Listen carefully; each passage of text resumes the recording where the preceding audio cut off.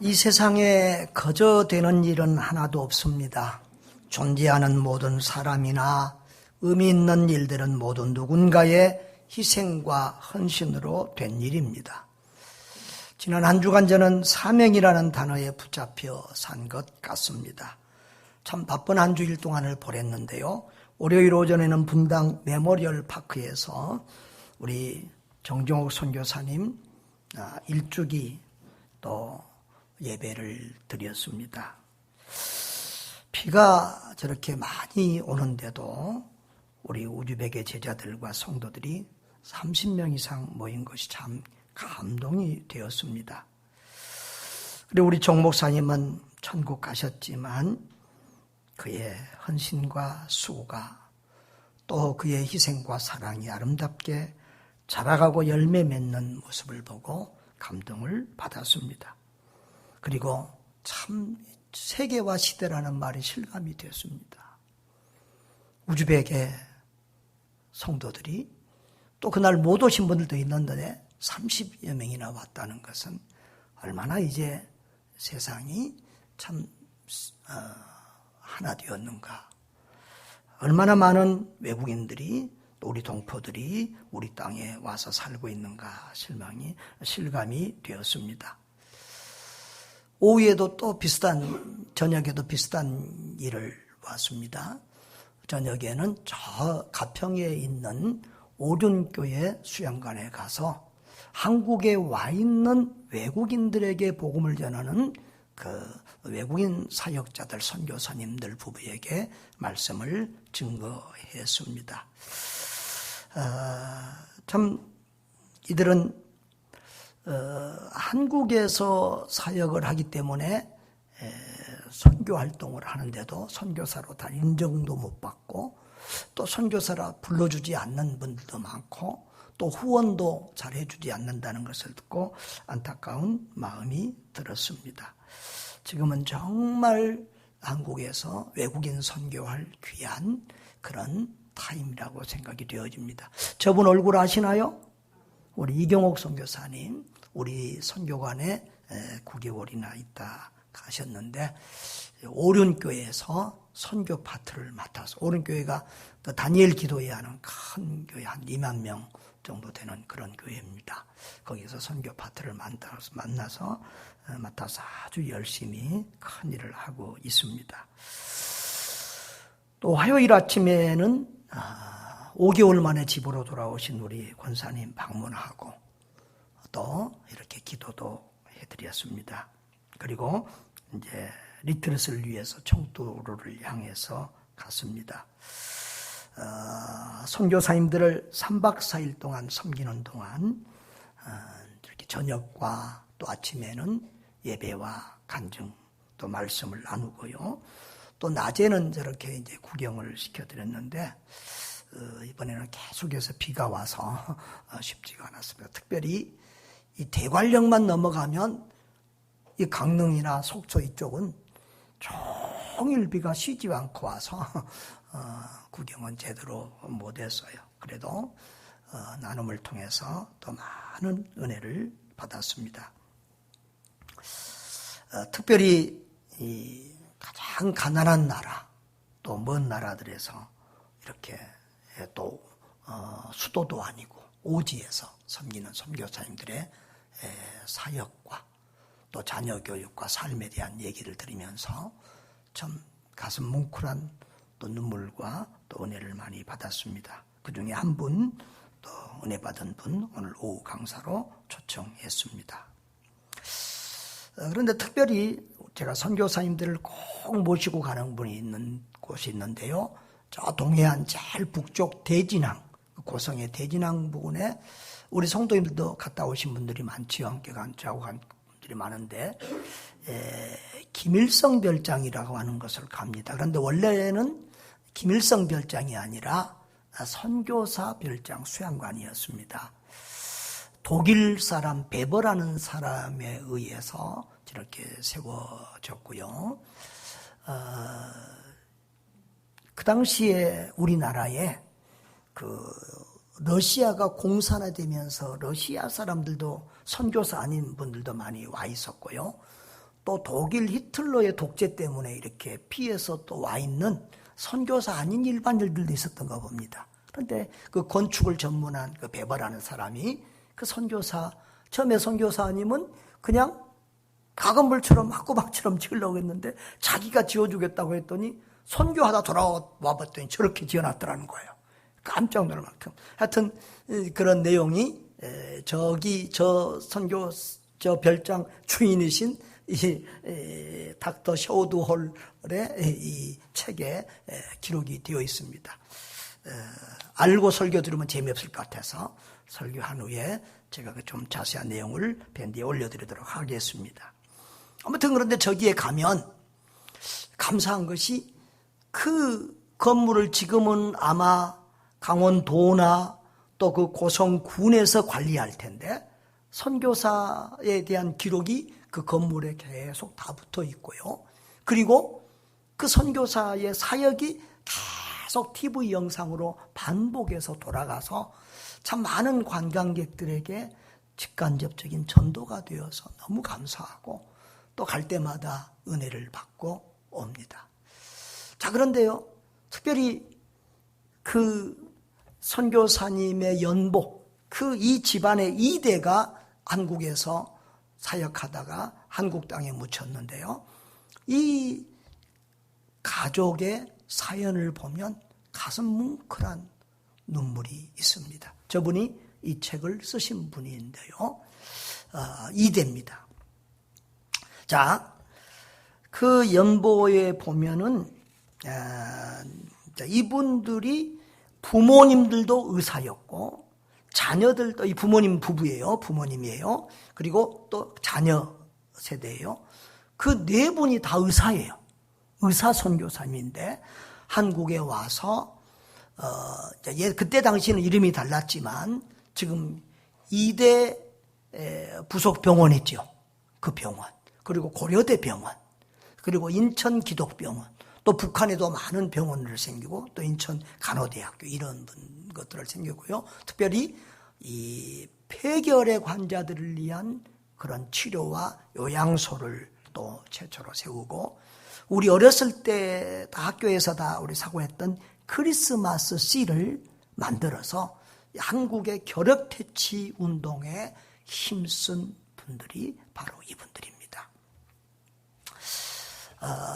그 연보를 보면은요, 1890년도에 그 어머니, 이분의 어머니죠, 로제타 홀 선교사가, 여자분이 먼저 들어옵니다. 한국에서 선교를 시작합니다. 그 다음 해에 이번에 아버지 되는 제임스 홀 남자 선교사님이 들어와서 우리 선교를 시작합니다.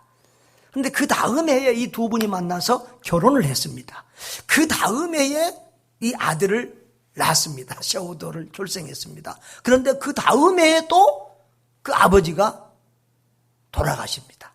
그러니까 이 윌리엄 제임스는 결혼 3년 만에 이렇게 돌아가신 거예요. 그래서 이제 가족이 잠시 미국으로 갔는데요. 거기서 유복자라고 그러죠. 아버지 없이 태어난 자. 유복자 에디슨 마가렛이라는 딸을 출생하게 됩니다. 그리고 다시 돌아와서 그 돌아가신 선교사님의 기념병원을 평양에 세우고요. 그런데 그 다음 해에 이 에디스 마가렛 홀이라고 하는 이 딸이 또 죽습니다. 그러니까 남편은 이 어머니는 로제타 홀 선교사는 결혼한 지 3년 만에 남편을 잃고 또 작은 딸을 태어난 지 3년 만에 잃어버립니다. 그럼에도 불구하고 이 여인은 한국 땅과 이 조선민족을 포기하지 않고 끝까지 죽을 때까지 선교의 사명을 감당하고 또 그 아들을 키워서 또 미국에 가서 의학 공부하게 해서 또 의사 부인 만나서 또 아들 부부가 의사로서 와서 어머니의 일을 계속해서 이어가게 합니다.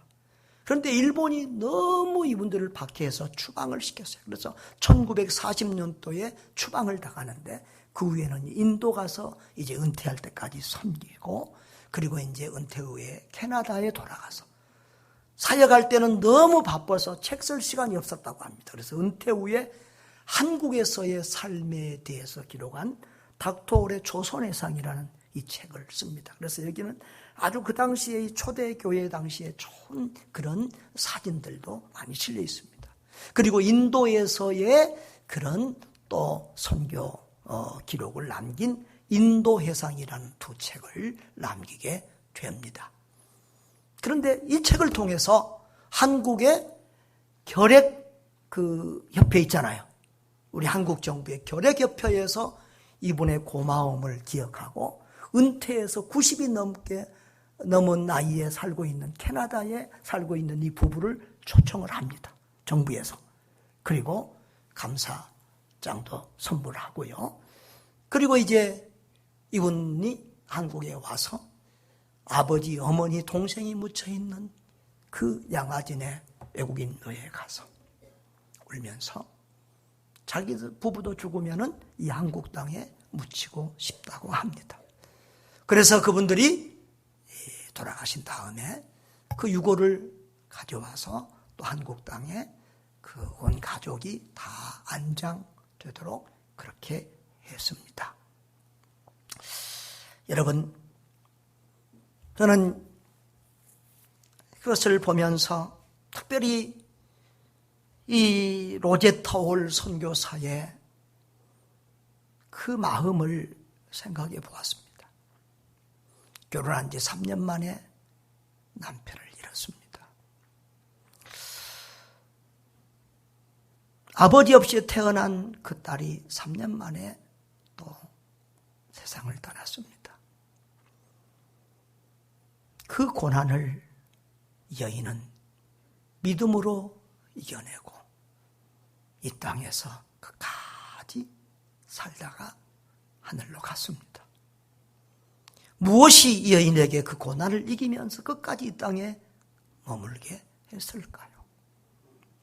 무엇이 이 가문으로 하여금 대를 이어서 이 나라를 섬기게 했을까요?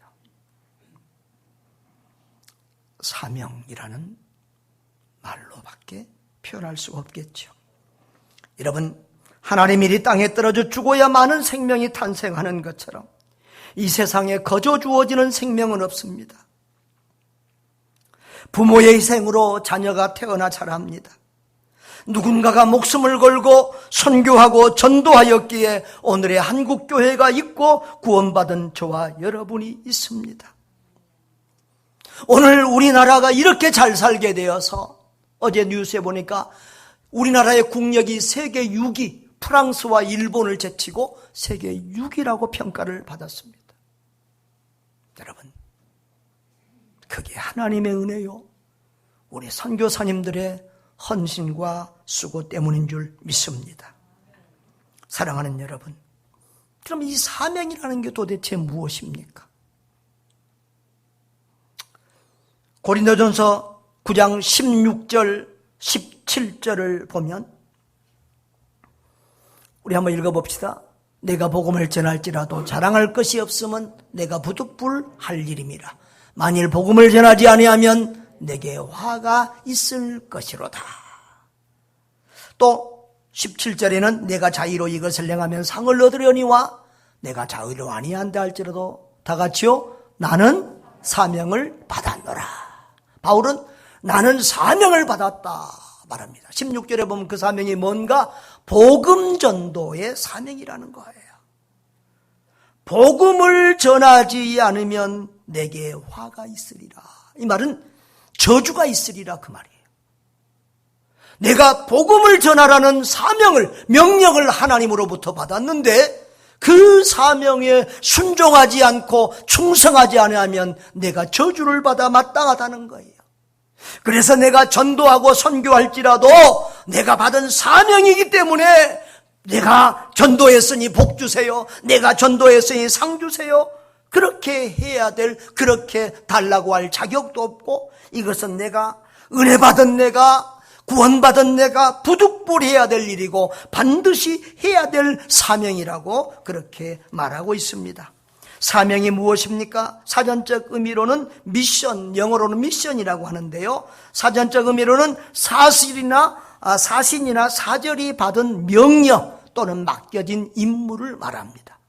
왕이나 대통령이 사명을 주어서 보내는 사람, 어떤 임무를 하라고 맡긴 것, 바로 그것이 사명입니다. 우리는 하나님께서 이 사명, 이 임무를 우리에게 맡겨주십니다. 하나님이 우리 각 사람에게 사명을 주어서 이 땅에 태어나게 합니다. 그냥 의미 없이 태어났다가 의미 없이 죽는 사람은 없습니다. 하나님은 우리에게 사명 주셔서 보냈는데 우리가 깨닫거나 깨닫지 못하고 살거나 둘 중에 하나입니다. 여러분, 사람이 해야 될 첫 번째 일은 무엇일까요? 예수님 믿는 것입니다. 요한복음 6장 28절 29절에 우리가 어떻게 하여야 영생을, 어떻게 하여야 하나님의 일을 하오리까? 이렇게 질문하는 사람들에 있습니다. 예수님께 질문을 합니다. 그때 예수님이 하나님께서 보내신 일을 믿는 것이 하나님의 일이니라 이렇게 말씀합니다. 영상술에 우리 전수님 졸고 있나? 이거 영상으로 온 세계 다 나가는데. 자, 우리 29절 다 같이요. 하나님께서 보내신 일을 믿는 것이 하나님의 일이니라. 할렐루야. 그러니까 우리가 해야 될, 사람이 해야 될 첫 번째 일은 하나님이 보내신 그리스도 예수를 믿는 일이에요. 이 일보다 더 급하고 중요한 일이 없어요. 그래서 예수 믿고 우리는 하나님의 공동체 안에 소속되어서 이 하나님의 교회라는 공동체 속에서 자라가야 될 줄 믿습니다. 여러분, 나무가 불에 타도 하나 따로 던져놓으면 금방 꺼져버립니다. 우리 코로나로 많은 성도들이 또 교회에 참석하지 못하고 영상으로도 하고 그렇습니다만은 혼자 떨어져 신앙생활을 하면 반드시 그 믿음이 식어버립니다. 공동체에 소속되고 함께 부딪히고 함께 일하고 함께 기도하면서 하나님의 교회를 섬겨야 될 줄 믿습니다. 그 다음에 그러면 예수 믿은 사람이 해야 될 그리스도인이 받은 첫 번째 사명, 가장 중요한 가장 큰 사명은 무엇일까요? 자, 17절에 나는 사명을 받았다라고 했습니다.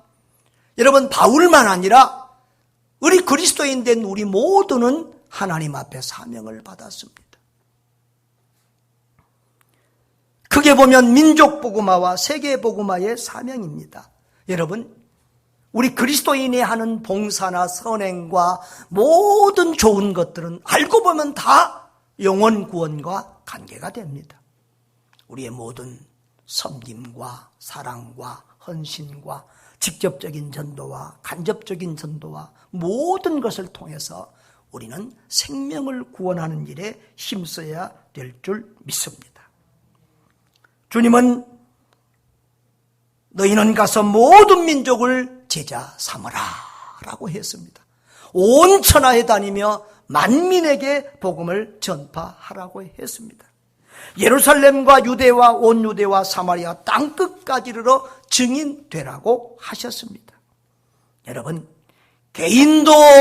우리가 개인적으로도 이 사명을 받았지만 교회적으로도 이런 전도와 선교의 사명이 다 있습니다. 근데 또 교회마다 어떤 교회는 또 교육에 더욱더 힘을 쓰고 또 다른 봉사에 더욱더 힘을 쓰는 교회도 있는데 하나님께서 우리 교회는 특별히 선교 중심의 교회가 되도록 섭리하시고 역사하셨습니다. 개척한 목사님이 처음부터 선교했고요. 또 선교사로 나갔고요. 또 하나님이 선교사로 있던 저를 우리 교회로 보내셔서 이렇게 또 건강한 교회, 선교 중심 교회로 세워가도록 사명을 주셨습니다. 우리 교회는 남다른 특별한 선교 사명을 받은 교회인 것이 분명합니다. 여러분, 이 사명받은 사람의 특징과 능력이 있습니다. 이번 주에 제가 선교사들 앞에서 3번 설교를 했는데요. 설교하면서 내가 깨달은 가장 중요한 것은 사명이라는 단어였습니다. 여러분, 사명을 발견하고 사명을 따라 사는 사람은 가장 복되고 가치 있는 최고의 멋진 삶을 사는 사람이 됩니다. 사람은 3번 태어나야 진짜 사람이 된다고 합니다. 첫 번째로는 우리 모든 사람은 육으로 태어납니다. 육으로 태어나셨지요? 네, 이것은 불신자고 신자고 다. 그 다음에 두 번째로 거듭나야 됩니다.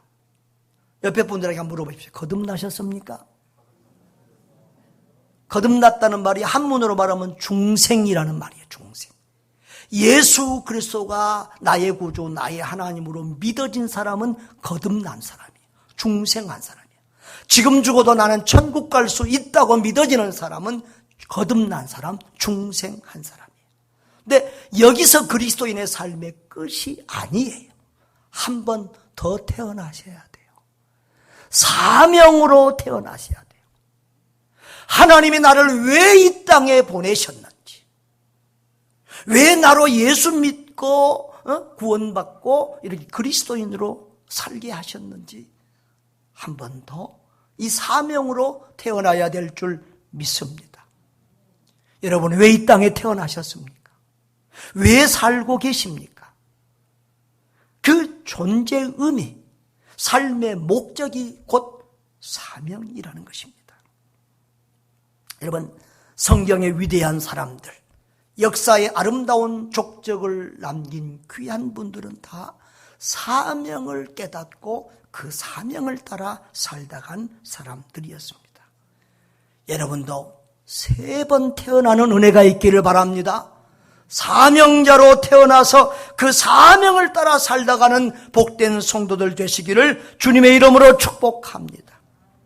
여러분, 우리가 선교 사명을 받은 교회라고 했는데, 여러분 그러면 다 우리가 선교사로 나가야 됩니까? 그건 아닙니다. 여러분, 다 목사가 되면 누가 앉아서 설교 듣겠습니까? 그렇죠? 다 받은 사명이 달라요. 현장으로 가는 선교사가 있고, 그 선교사를 위해서 기도하고 후원하고 격려하고 위로해주는 그런 또 보내는 선교사, 협력 선교사가 있습니다. 이번 주에도 처음 보는 선교사님들을 며칠 동안 마음을 다하고 힘을 다해서 섬겼습니다. 세상적인 가치관으로 생각하면 내가 그들을 위해서 희생해야 될 일이 없습니다. 우리 교회도 어려운데, 우리 교회도 능력치 않은데, 나도 바쁜 사람인데 왜 물질 들이고 시간 들여서 그분들을 그렇게 섬겨야 되는 것입니까? 여러분, 가는 선교사도 사명이고 그 선교사를 돕는 우리도 사명받아서 일하는 줄 믿습니다. 그리고 하나님 앞에 가면 우리가 다 우리의 수고한 것에 대한 선교의 상을 받게 될 줄 믿습니다. 자, 그런데 여러분, 사명자는요, 생각이 다르고 삶이 다릅니다. 오늘 읽고 고린도전서 9장 23절을 보면 바울은 그렇게 말합니다. 내가 복음을 위하여 모든 것을 행함은 복음에 참여하고자 함이라 그래서 복음을 위하여 모든 것을 행한다 그랬어요. 바울의 가치관, 바울의 생각, 바울의 모든 삶의 생각과 목적은 복음 전도, 한 사람이라도 한 영혼이라도 더 구원하고자 하는 거기에 마음이 모아지는 거예요. 그래서 자기 자존심도 내려놓고 자기 성질도 내려놓고 종처럼 사는 거예요. 유대인을 위해서는 유대인같이 하면서 그들을 섬기고, 율법 아래에 있는 사람들에게는 바울이 자신이 율법 아래에 있는 사람처럼 섬기고, 또 율법이 없는 자에게는 바울이 또 율법 없는 사람처럼 그렇게 다가가서 그들에게 복음을 전하고, 약한 자들에게는 또 약한 자처럼 낮은 모습으로 다가가서 그들에게 복음을 전합니다. 참 우리가 복음 전하고 전도하다 보면 정말 세상말로 속이 뒤집어질 때 있죠. 도저히 참기 어려울 때도 있죠. 또 별의별 수모를 다 당하죠. 그럼에도 불구하고 우리는 참고 인내하면서 오직 복음 전도에 힘써야 될 줄 믿습니다. 어제 우리 붕어빵 전도하는데요, 그 붕어빵을 받아간 한 애 엄마가 와서 막 교회에 와서 막 시끄럽게 떠들어요. 붕어빵 그 봉지 안에 벌레가 있다고, 살아있는 벌레가 꿈틀거리는 종이를 갖고 왔어요. 근데 여러분 생각해 보십시오. 붕어빵이 몇 도에서 구워지지요? 200도 넘는 온도에서 붕어빵이 구워집니다. 그 붕어빵을 하나하나 따로 세워뒀다가 담습니다. 그 담는 것도 비닐봉지, 투명 비닐봉지입니다. 그 큰 까만 벌레가 기어다닐 때 그것을 모르고 거기다가 붕어빵을 넣을 그런 소경은 우리 교회는 없습니다. 아이들이 막 장난친 것 같아요. 또 받아가는 아이 다르고, 또 그 아이가 갖고 와서 형한테 주고 그랬던데, 그런데 그걸 가지고 교회 와서 떠들고 막 난리를 해요. 아무튼 우리가 참 공짜로 주면서도 이렇게 수모를 당할 때가 있어요. 아무튼 우리가 복음을 전하고 선교하는데 말할 수 없는 고난과 수모를 받기도 합니다. 그래도 우리는 결코 포기하지 않습니다. 여러분, 요셉은 자기를 판 형들에게 당신들이 나를 보낸 것이 아니라 하나님이 사람을 구원하기 위해서 자기를 애굽 땅으로 보냈다고 그렇게 말합니다. 당신들의 후손을 세상에 두시려고 나를 당신들보다 먼저 보냈다는 거예요. 이렇게 하나님이 나를 애굽으로 보냈다라고 하는 이 사명을 깨달았기에 요셉의 삶은 보통 사람과 다르잖아요. 종살이를 해도 불평하지 않잖아요. 죄짓지 않잖아요. 감옥에 가도 불평하지 않잖아요. 죄짓지 않잖아요. 여러분, 사명받은 사람은 다른 거예요. 생각이 다르고 삶이 다른 거예요. 여러분, 사명자는 보통 사람과는 생각이 다르고 삶이 다르고 일하는 자세가 다릅니다. 특별히 오늘 우리 신학대학원 주일인데요, 사람 중에서도 가장 귀하고 큰 어려운 사명을 받은 사람들이 목사와 선교사라고 볼 수도 있겠죠. 근데 정말 이 주의 일은 사명이 아니면 감당할 수 없어요. 그래서 어떻게 보면 목사와 선교사, 하나님의 종들에게 가장 부끄러운 일과 가장 큰 욕은 사명감 없는 사역자라고 하는 말이 가장 부끄럽고 가장 참 치욕적인 욕이 아닐까 싶습니다.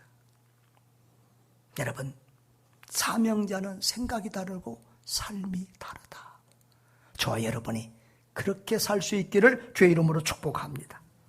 또 사명자는 인내하면서 마침내 이 일을 해내고야 합니다.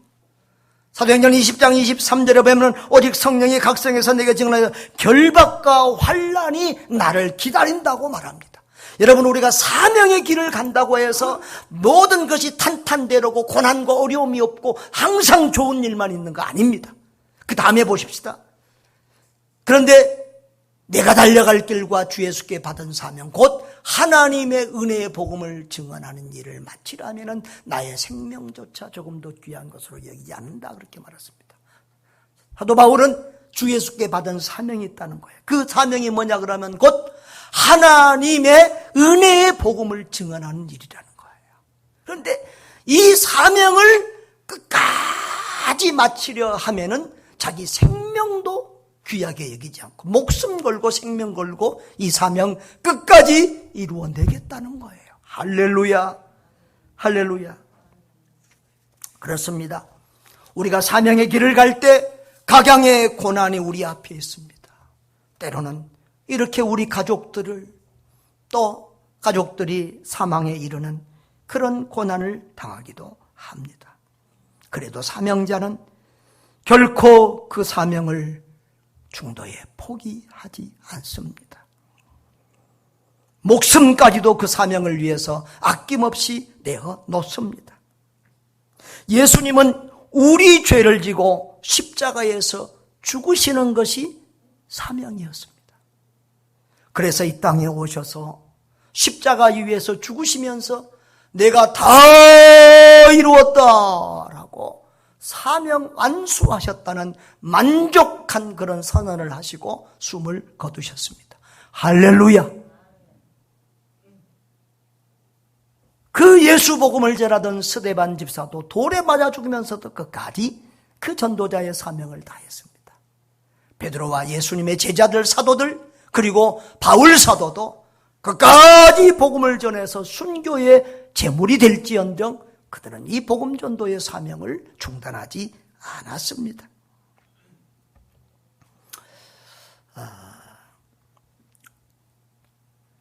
사명자는 아무리 어려워도 끝까지 그 일을 해냅니다.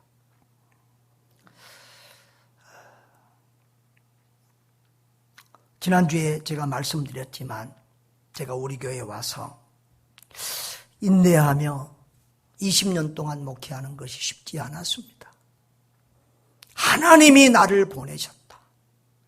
하나님이 우리 교회를 건강한 교회로 선교 중심 교회로 세우라고 나를 보내셨다는 이 사명감이 없었으면 아마 감내하기, 인내하기 힘들었을 것입니다.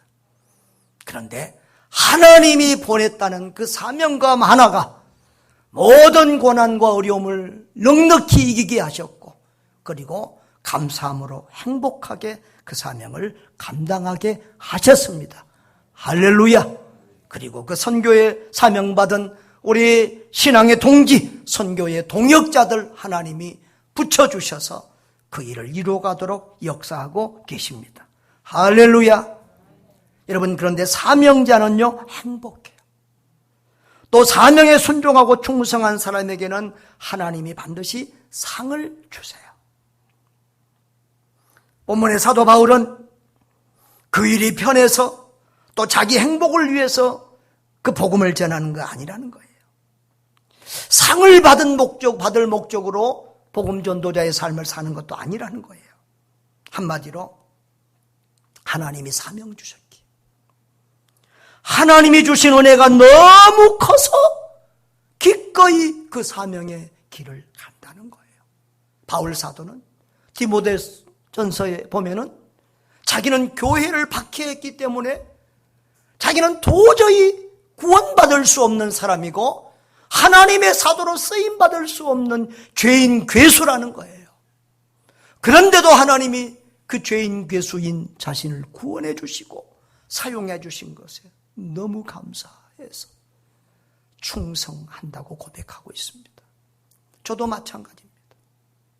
예수 믿고 죄사함 받고 구원받았을 때 너무 좋아서 너무 감사해서 그 은혜가 너무 커서 저는 하나님 내게 복 주세요, 내게 상 주세요 그런 기도할 수가 없었습니다. 하나님 어떻게 하면 그 은혜에 조금이나마 보답할 수 있을까요? 그래서 어려운 교회, 힘든 교회에 보내주세요. 늘 그렇게 기도하고 선교지를 갈 때도 어려운 곳, 힘든 곳으로 보내달라고 했습니다. 왜요? 받은 은혜가 너무 커서요. 받은 은혜가 너무 커서요. 나만 아니라 이 세상의 모든 사람들에게 예수 없이는 모든 사람은 불행한 사람이요 불쌍한 사람들이기 때문에 예수 없이는 참 생명과 참 영생과 참 행복이 있을 수 없기 때문에 그 예수를 전하고 나누는 것이 내 목숨보다 더 귀한 사명이 되었기 때문이었습니다. 여러분, 그런데 아무리 어려운 일도요 사명으로 하는 일은 행복합니다. 아무리 어려운 일도요 사명으로 하면 참고 이길 수 있습니다. 아무리 어려워도요 사명으로 하는 일은요 죽어도 행복합니다. 할렐루야. 그런데요 우리 신실하신 하나님은 사도 바울의 고백처럼 바울이 상을 달라고 상을 위해서 그 사명의 길을 간 것도 아니지만 복 달라고 한 것도 아시지만 하나님은 그 사명에 순종하고 충성한 사람들에게 반드시 은혜와 복을 주십니다. 이 말 들으면 또 비교하고 언짢아하실 분도 계실지 모르지만 하나님은 우리가 하나님 앞에 헌신한 만큼 또 은혜를 주시는 경우가 많더라고요. 오늘 오후에 오는 시에라리온 선교사님, 그 시에라리온이 아프리카에서도 제일 못 사는 나라 중에 하나더라고요. 25년째 선교한다는데 선교하는 동안 전쟁이 3번 났고요. 또 수도도 아니고 저 시골 지방도시에 가서 사니까 전기도 지금도 잘 안 들었대요. 전기도 잘 안 되라고. 뭐 사진 한 장도 인터넷으로 잘 보낼 수 없을 만큼 그렇게 열악하고요. 참 아이들 키우되 햄버거 하나 사 먹을 수 없는 그런 열악함. 아이들이 그 자녀들을 키우는, 세 자녀를 키우는데 아이들이 둘 다 의사가 되고 간호사가 되고 세 번째 아이도 또 이제 비슷한 길을 가는데요. 그 아이들이 왜 의사가 되고 선교사가 됐냐 그러면 그 아프리카 아이들이 자기 친구들이 막 죽어가는 거예요. 그 나라를 보니까 중간 연령이 18살이에요. 18살 정도 돼요. 그런 열악한 환경 속에서 그렇게 선교사님이 헌신했더니 그 자녀들이, 선교사들이 왜 미국으로 애들 학교를 보내냐 그러면요, 한국 학비보다 미국 학비가 더 싸서 그렇습니다. 우리 아이들도 둘이 미국에서 대학 나왔는데 한국에서 그 돈으로 한국 대학 못 보냅니다. 그래서 이제 미국에서 애들이 다 나왔는데요, 의사가 되고 뭐 박사과정도 하고 있고요, 또 간호사가, 다른 간호사가 되고, 또 그 셋째 아들도 또 이런 직장에 지금 다니면서 열심히 이렇게 살고 있는 모습을 보았습니다. 이 땅에서만 아닙니다. 진짜 상은 하나님 앞에서 주어집니다. 사도 바울은 죽음을 앞두고 이렇게 고백합니다. 전제와 같이 내가 벌어지고 나의 떠날 시각이 가까웠다. 죽을 때가 가까웠다는 거예요. 그런데 7절, 8절 우리 다 같이 한번 읽어볼까요? 나는 선한 싸움을 싸우고 나의 달려갈 길을 마치고 믿음을 지켰으니 이제 우리는 나를 위하여 의의 면류관이 예비되었으므로 주 곧 의로우신 재판장이 그날에 내게 주실 것이며 내게만 아니라 주의 나타나심을 사모하는 모든 자에게도 이런 상을 주신다고 말씀하고 있습니다. 할렐루야. 또 마태복음 25장에 보면 예수님의 기막힌 축복의 말씀이 있어요. 잘하였도다 착하고 충성된 종아, 내가 적은 일에 충성하였음에 내가 많은 것을 내게 맡기리라. 여러분, 주님은 처음부터 큰 일 많은 일 맡기지 않습니다. 우리 교회가 좀 작은 교회로서 선교의 일을 시작했더니 지금은 이렇게 또 더 많은 선교사님들, 5대양 6대주의 선교사를 또 보내고 후원하는 이런 교회가 되게 하고, 또 남의 교회가 하지 않는 이 멤버 케어와 리트릿 이런 일까지도 감당하게 하셨습니다. 할렐루야. 자, 여기서 우리 주님께서 하신 말씀, 잘하였도다 착하고 충성된 종아. 여러분, 우리 삶의 성공과 실패는 이 땅에서 판가름 나지 않습니다. 여러분, 넓은 집에서 좋은 자동차 타고 잘 먹고 잘 산다고 성공한 사람 아닙니다. 세상에서 큰 기업을 일으켰다고 성공한 사람 아닙니다. 주님 앞에 서는 날, 주님 앞에 인정을 받아야 합니다. 주님이 잘하였도다 착하고 충성된 종아, 이렇게 인정해 주시면 그 인생이야말로 진짜 성공한 인생, 승리한 인생인 줄 믿습니다. 잘 산 사람이에요. 그리고 그 주님이 이렇게 말합니다. 내 주인의 즐거움에 참여할지어다. 우리의 주인이죠. 성부, 성자, 성령, 삼위일체 하나님. 그 하나님이 누리는 영광과 그 행복을 그 주님과 더불어 영원토록 우리가 누리게 된다는 거예요. 할렐루야.